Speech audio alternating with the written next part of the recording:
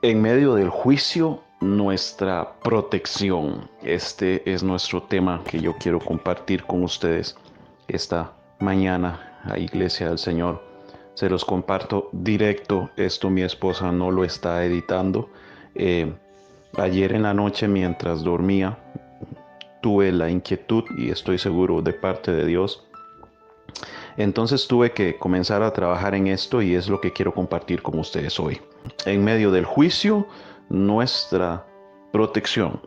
Yo quiero que usted vaya, por favor, al libro de Primera de Reyes, capítulo 16, y quiero leer para ustedes el verso 25 en adelante y ponerles en perspectiva el contexto de esto que vamos a leer para entender el milagro tan enorme que Dios hizo con uno de sus grandes siervos como lo fue Elías. Estamos acostumbrados a escuchar las cosas que Dios hizo a través de Elías, sin embargo, leemos tan rápido los milagros y las cosas que Dios hace que no prestamos atención a los detalles y al encontrar lo sobrenatural que se esconde allí.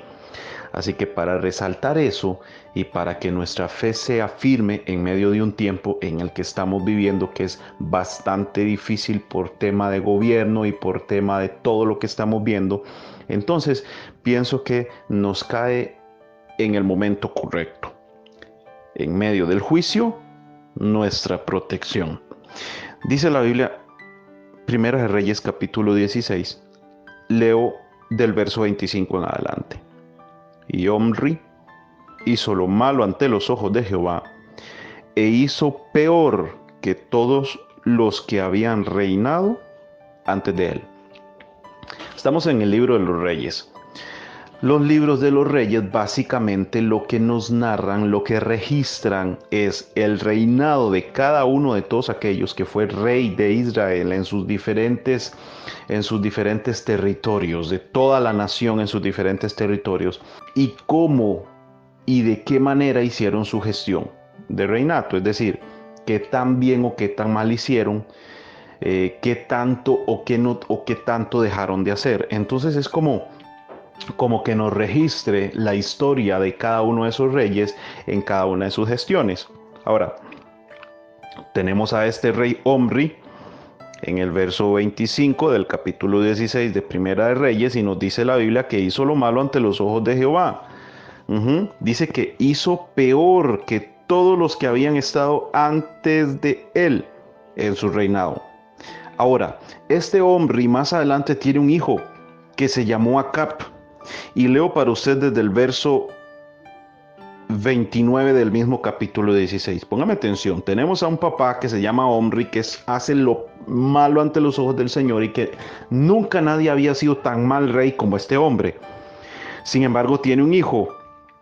Su hijo comienza a reinar. Dice, comenzó a reinar Acab, hijo de Omri, sobre Israel. En el año 38, Acab, rey de Judá, y reinó Acab, hijo de Omri, sobre Israel en Samaria 22 años. Ojo, y Acab, hijo de Omri, hizo lo malo ante los ojos de Jehová, más que todos los que reinaron antes de él. Vea cómo la historia se repite. El papá reina. El papá reinó e hizo lo malo ante los ojos de Jehová y fue peor que todos los reyes antes de él. Y el hijo a su vez fue rey 22 años y también fue peor antes que todos los que estaban antes de él. El patrón se repite. Estamos hablando de reyes de Israel. Entonces esto ya nos dice que si el rey está mal, algún perjuicio tiene que venir para la nación. Cuando un rey tiene su corazón separado de Dios y de el reinado teocrático, que significa el reinado de Dios, entonces allí toda la nación entera va a entrar en conflicto. No se asuste si en este tiempo, que no le sorprenda, si en este tiempo usted escucha de países que literalmente están cayendo a la ruina por una sencilla razón, porque sus reyes se apartaron total y absolutamente de la palabra de Dios. Cuando no se gobierna con la palabra, cuando no se gobierna con la guianza del Señor, entonces es obvio que las naciones van a entrar en colapso, en conflicto, y van a estar las puertas abiertas para que todo lo que no procede ni de la palabra, ni de la genuina adoración de Dios, entonces venga en perjuicio de la nación. Ahora, como Dios es un Dios pero tan hermoso, y como todo lo tiene planeado, entonces pasa lo siguiente. Y yo quiero que usted siga leyéndome en la lectura desde el verso 29. Comenzó a reinar Acab, hijo de Onri, sobre Israel el año 38 de Asa, rey de Judá. Y reinó Acab, rey de Onri, sobre Israel en Samaria 22 años, y Acab, hijo de Onri, hizo lo malo ante los ojos de Jehová más que todos los que reinaron antes de él, porque le fue ligera cosa andar en los pecados de Roboam, hijo de Nabat, y tomó por mujer a Jezabel, hija de Ed-Baal, rey de los Sidonios, y fue y sirvió a Baal y lo adoró. Es decir, tras de todo se casa con la hija de un rey pagano. Entonces, literalmente se fue exactamente a vivir y a llevar la vida tal cual la llevaba su suegro, que era un rey pagano que adoraba a Baal, y la hija de este rey pagano se llamaba Jezabel. Ahora, sigue diciendo la Biblia: e hizo un altar a Baal en el templo de Baal que edificó en Samaria. Hizo también Acab una imagen de acera, haciendo así Acab más que todos los reyes de Israel que reinaron antes de él, para provocar la ira de Jehová, Dios de Israel. Por supuesto, tenemos a un rey que hace alianza, que no solo bien es descendiente de un padre malo, sino que él también es malo igual que su padre, reina peor que su padre, inclusive hace amistad con un rey pagano, se casa con la hija y la toma por mujer. Y no solo esto, literalmente levanta templos de adoración para Baal, siendo rey en Israel. Ponga atención. Levanta lugares de adoración, y no solo los levanta para Baal, levanta para Acera, que eran dioses paganos, y no solo esto, también él mismo se inclina en adoración, siendo rey de Israel. En su tiempo, verso 33, hizo también Acab una imagen de acera, haciendo así más que todos los reyes de Israel que reinaron antes de él, para provocar la ira de Jehová, Dios de Israel. En su tiempo, Jehiel de Betel reedificó a Jericó a precio de la vida de Abiram, su primogénito hecho de cimiento, y a precio de la vida de Segub, su hijo menor. Pagó sus puertas conforme a la palabra que Jehová había hablado a José, hijo de Nun. Entonces, lleguemos al verso 17, al capítulo 17, por favor. Ya pasamos el capítulo 16, vimos desde el verso 25 el papá de Acab, vemos desde el verso 29 que Acab se portó peor que el papá, y aquí la Biblia nos da una pista, nos dice: esto que Acab hizo fue para despertar la ira de Jehová, Dios de Israel. ¿En qué manera Dios se enoja y qué es lo que Dios procede a hacer a continuación? Entonces agarra un profeta que se llama Elías Tisbita, que era uno de los moradores de Galaad, según el verso 17, y le dice a Acab: Elías va y le dice a Acab. Parece que ya Elías y Dios mismo habían tenido una conversación. La Biblia no nos la registra. La Biblia no nos dice: entonces vino Dios y habló con Elías y le dijo: mira, esto está mal, y anda y decirles que va a parar de llover. No nos lo dice, pero tuvo que haber pasado algo similar. Desde el primer verso del capítulo 17 encontramos a un Elías que literalmente se presenta frente a Acab y le dice lo siguiente: vive Jehová Dios de Israel, en cuya presencia estoy, que no habrá ni lluvia ni rocío en estos años, sino por mi palabra. Y vino a él palabra de Jehová diciendo: apártate de aquí y vuélvete al oriente y escóndete en el arroyo de Querib que está frente al Jordán. ¿Qué está sucediendo aquí? Nuestro tema: en medio del juicio, nuestra protección. Los reyes, desde su papá hasta el hijo, hacen lo malo ante los ojos del Señor. Levantan imágenes de dioses paganos. Ellos mismos, siendo conocedores del Dios verdadero, se postran en adoración.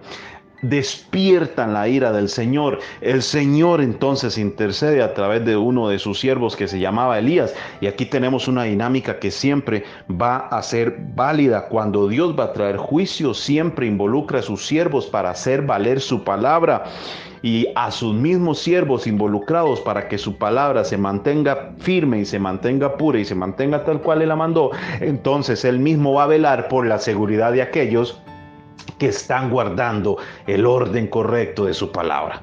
La iglesia en este tiempo tiene que tomar exactamente la misma determinación. En medio de un mundo donde reyes, donde personas importantes, donde gobernantes de naciones literalmente cierran la puerta a la verdad de la palabra para abrirle paso a todo lo que tiene que ver con el pecado, a todo lo que tiene que ver con el desviarse de la palabra del Señor. Esto no es extraño, que no nos extrañe. Nuestra oración no debe ser: Señor, mata al presidente y que se vaya para el infierno por malo.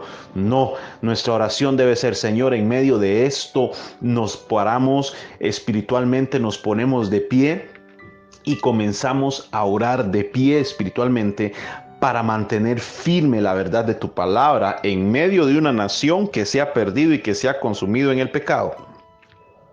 Y Señor, en medio del juicio que tú vayas a traer al mundo, guárdanos y protégenos a nosotros los que somos tus hijos.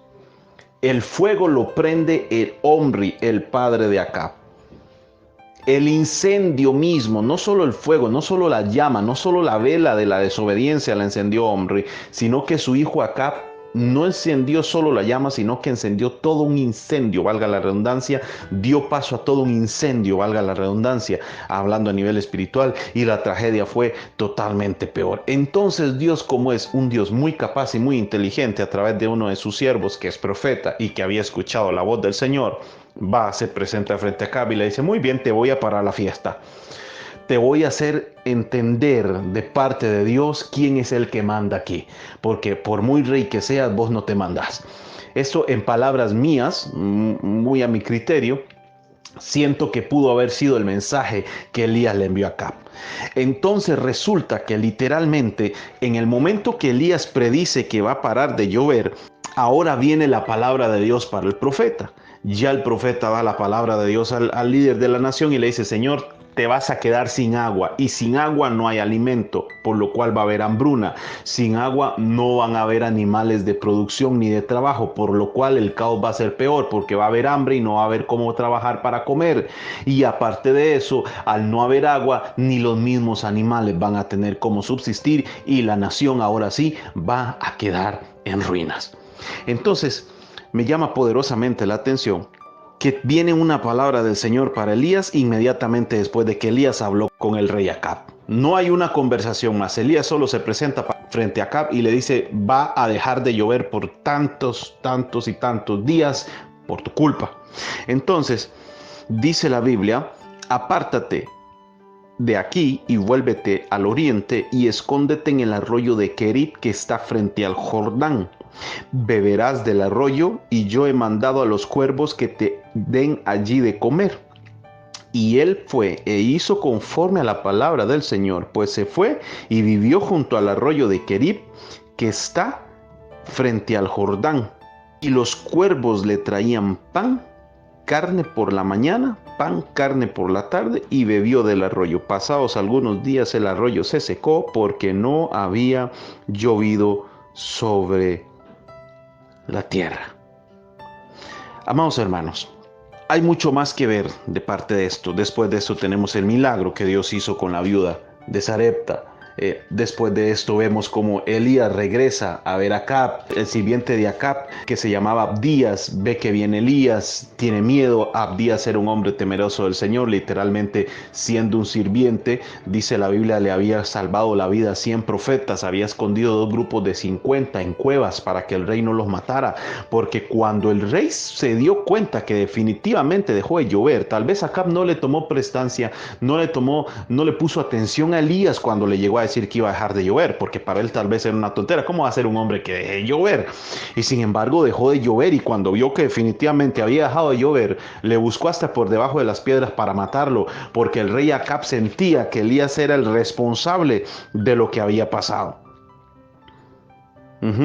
Elías, Acab sentía que Elías era el que tenía la culpa. De hecho, en el capítulo 18 y verso 17 dice: cuando Acab vio a Elías, le dijo: eres tú el que turbas a Israel. ¿Verdad qué cosa más linda? Él es el que hace exactamente lo mismo que su papá.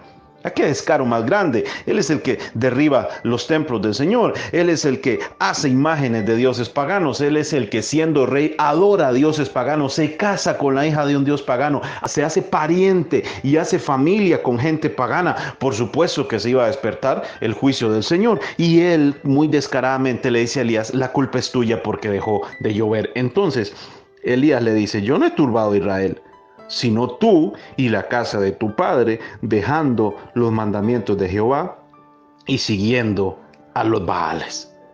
Congrégame a todos los profetas de Baal. Esto estamos hablando en el capítulo 18, todavía no hemos salido del 17. ¿Qué les quiero decir con esto, hermano? Para que ustedes vean un panorama muy grande de lo que está pasando acá. Cuando los reyes de nuestras naciones se apartan de los principios de la Biblia, el perjuicio cae sobre la nación. Sin embargo, aun cuando en la nación hay hambrunas, hay sequías, hay tinieblas, Dios está encargándose de guardar a sus hijos. Y me impresiona lo que Dios dice a Elías. Vuelva hacia el capítulo 17, por favor, mi amadísimo hermano. El verso 3 dice: apártate de aquí y vuélvete al oriente y escóndete en el arroyo de Querit que está frente al Jordán. Beberás del arroyo, y yo he mandado cuervos que te den allí de comer. E hizo conforme a la palabra de Jehová, pues se fue y vivió en el arroyo de Querit que está frente al Jordán. Tiene que haber un allí en el que nosotros nos encontremos siempre. Dios siempre nos va a decir: quédate allí, en cualquiera que sea la situación en la que nuestra vida tiene que verse próspera, guardada y con la cobertura del Señor. Mis amados hermanos, estamos bajo el fuego del ataque del diablo por todo lado. La nación se está viniendo abajo por todo lado, en todos los sentidos, y no solo Costa Rica, sino muchos países. Lo que yo quiero que resaltemos hoy en Milagro, y es por lo que yo les decía al principio, hablando de nuestro tema, que en medio del juicio tenemos nuestra protección. Amado, es muy fácil escuchar a Dios decir: paro la lluvia, y se para. Pero decirle: bueno, anda, te escondes y ahí te voy a mandar cuervos que te lleven pan y te lleven carne.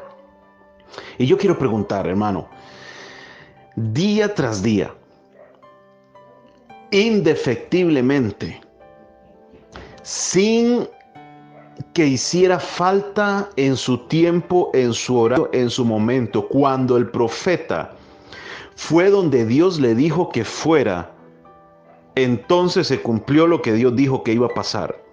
En tu vida no se va a cumplir lo que Dios te dijo que iba a hacer, a menos que estés en el lugar donde Dios te dijo que estuvieras. Si el Señor le dijo a Elías: te vas para el arroyo de Querit y te quedas allí, si Elías se hubiera ido para cualquier otro arroyo, por ejemplo, si se hubiera ido a esconder a las cuevas, como lo hizo cuando se fue a esconder a la cueva después de que mató a los 400 profetas de Baal, 450, recuerden que Jezabel lo amenaza y él sale corriendo a esconderse en una cueva. Esta es la segunda cueva, o sea, Elías ya había pasado por dos situaciones de estas. Cuando Elías se esconde, la mujer de Jezabel ya una vez había estado escondido, y es en esta ocasión, en la segunda él se esconde, pero en esta primera ocasión es Dios mismo que le está diciendo: vete y te esconde, necesito que te quedes allí. Si nosotros no hacemos caso, si usted se va para donde usted quiere irse, si usted hace lo que usted quiere hacer, si usted literalmente hace lo que quiere y no lo que Dios le dice, entonces no se va a cumplir lo que Dios dice que va a pasar, y tu provisión va a ir totalmente en una dirección equivocada. No porque Dios la mandó, sino porque Dios dijo: la provisión, la protección, el sustento va para este lugar, no para este otro. Dios va a enviar la provisión al lugar donde Él dijo que te fueras. No te vayas a otro lugar porque entonces la provisión no te va a llegar y después no culpes a Dios de que no tienes y que no tienes y que no tienes. Si escuchaste a Dios decirte, quédate en casa. Si escuchaste a Dios decirte, quédate en mi presencia, no te vayas de mi lado, el que habita al abrigo del Altísimo morará bajo la sombra del Omnipotente. Si escuchaste a Dios a través de su palabra decirte dónde debes estar, quédate donde Dios te dijo, porque allí va a llegar la provisión. Él mismo se va a encargar de que a tu puerta toque lo que tú necesitas, de la forma más extraordinaria que pueda haber. Dice la Biblia literalmente que eran los cuervos que en la mañana traían pan y agua, en la tarde también. ¿Usted se imagina cómo es que un cuervo encuentra pan? ¿De dónde sacaron pan los cuervos? ¿De dónde sacaron la carne? ¿Dónde la iban a traer? Porque a mí la Biblia no me dice si ya le venía cocinada o cruda, pero se la traían. ¿Cómo es que animales silvestres tienen la capacidad de programarse, de hacerse toda una agenda y saber que durante todo el día, en la mañana buscan, en la tarde buscan, porque tienen que llegar donde está el profeta por orden del Señor? Ya la voluntad inclusive de la naturaleza ya estaba sometida a la orden de Dios para beneficio de su siervo. Y Elías no pasó hambre, no pasó sed. Por supuesto, había dejado de llover, en su momento el arroyo se seca, ya era hora de salir a dar el siguiente paso. El mismo arroyo que sirvió para sustentar al profeta, ese mismo arroyo se secó. Se secó porque Dios permitió que se secara, no para dejar morir al profeta, sino porque había más trabajo que hacer y ya era hora de salir de la cueva, de un lugar a otro, siempre con la guianza del Señor. En medio del juicio, nuestra protección. En medio de un juicio que Dios trae a las naciones, Dios se está encargando de sustentar a la iglesia. En medio de un mundo donde cada día se ve más desempleo, donde cada día se ve más inflación, donde cada día se ve más y más difícil los costos de la vida, Dios sigue sustentando a su iglesia. Y parto de lo más básico: Dios seguirá llevando el alimento a tu casa, estés o no estés trabajando. Dios seguirá llevando la fortaleza a tu vida, te sientas o no te sientas bien, Dios te va a seguir fortaleciendo. Dios va a seguir llevando la sanidad a tu cuerpo, aun cuando estés pasando por quebrantos de salud. Hay una paz que vas a poder experimentar y vivir aún en medio de tus quebrantos de salud, porque resulta ser que nuestro Dios es un Dios poderoso, es un Dios fiel y nunca nos ha dejado ni nos dejará desprotegidos a nosotros, los que somos sus hijos. Pero para esto bastan 3 requisitos. Número 1, escuchar la instrucción de Dios. Número 2, acatar la instrucción de Dios. Y número 3, estar atentos para recibir lo que Dios nos está mandando. Elías escucha la palabra, Elías obedece la palabra y la provisión llegó: pan, carne y agua. Que en tu vida no sé qué será, pero serán muchas cosas: tu salud, para tu canasta básica, para tus gastos fijos, para tu educación, para tu trabajo, para tu empresa, el sostenimiento, lo que necesitas, ahí va a llegar. Solo asegúrate, mi amado hermano, de estar en el lugar correcto, que es el lugar que Dios te señaló. Asegúrate de ir a hablar con Dios y decirle: Señor, ¿dónde quieres que me quede? ¿Qué quieres que yo? En términos generales y Ministerios Vida Internacional es el lugar donde Dios le dijo que se quede. Quédese, mi hermano, porque ahí entonces es donde Dios te va a mostrar su mano. Si Dios te está diciendo que te tienes que ir para otro lugar, váyase, pero asegúrese de que sea la voz del Señor. Porque ya la Biblia se lo está diciendo y me lo está diciendo a mí y a usted muy claro, hermano, nos lo dice. Si nos movemos para donde nosotros queremos y no para donde nosotros nos dijo, vamos a perecer, porque la provisión nunca va a llegar a la dirección correcta si nosotros no estamos bien, si nosotros estamos desubicados. La provisión va a llegar a la dirección que Dios dio, no a la dirección que yo puse. Esta mañana yo le animo, mi amado hermano, a seguir creyendo y a seguir confiando, porque Dios va a seguir sacándonos adelante. Dios va a seguir mandando su provisión puntual cada día, cada mañana, cada momento que la necesitemos. Solo asegurémonos de que estamos en el lugar que Él nos pidió, porque naciones se están hundiendo literalmente en el caos. Dios va a prestar atención y va a proteger y se va a encargar de guardar y preservar la vida de los que somos sus hijos. En medio del juicio, nuestra protección viene de parte de nuestro Dios. Padre, esta mañana te agradecemos. Te agradecemos porque tu palabra es clara, es precisa, es contundente. Hoy te pedimos perdón, Señor, por tanta desobediencia, Señor, del mundo. Pero también te queremos dar gracias porque en medio de la desobediencia, en medio del caos que el mundo está viviendo, tu iglesia está siendo guardada, sustentada y protegida por tu palabra. Hoy yo te agradezco por mis hermanos en Ministerio Vida Internacional. Hoy te agradezco por mis hermanos en nuestra casa cobertura ya en Higuito, en casa de oración. Te agradezco, Señor, por todos y cada uno de los que son allegados a nosotros. Pastor Douglas en Estados Unidos, Pastor Juancito, acá donde está. Hoy yo te pido, Señor, en el nombre de Jesús, que tu palabra, Padre eterno, nos siga sustentando y nos saque adelante y que se cumpla lo que tú dijiste que iba a pasar. Para que al final la gloria te la lleves tú, porque tú eres el único digno de recibir la gloria y el honor por los siglos de los siglos. Gracias por tu palabra en el nombre de Jesús de Nazaret, y gracias porque en medio del juicio de las naciones contamos con la protección de nuestro Dios para sus hijos. En el nombre de Jesús de Nazaret. Amén, Señor. Y amén. Que el Señor los bendiga, mis amados hermanos. Adelante en el nombre de Jesús. Mi roca y protección, en ti guardo mis secretos, mis más íntimos efectos. Tu ley me guardará. Curas todas mis heridas, eres mi fuente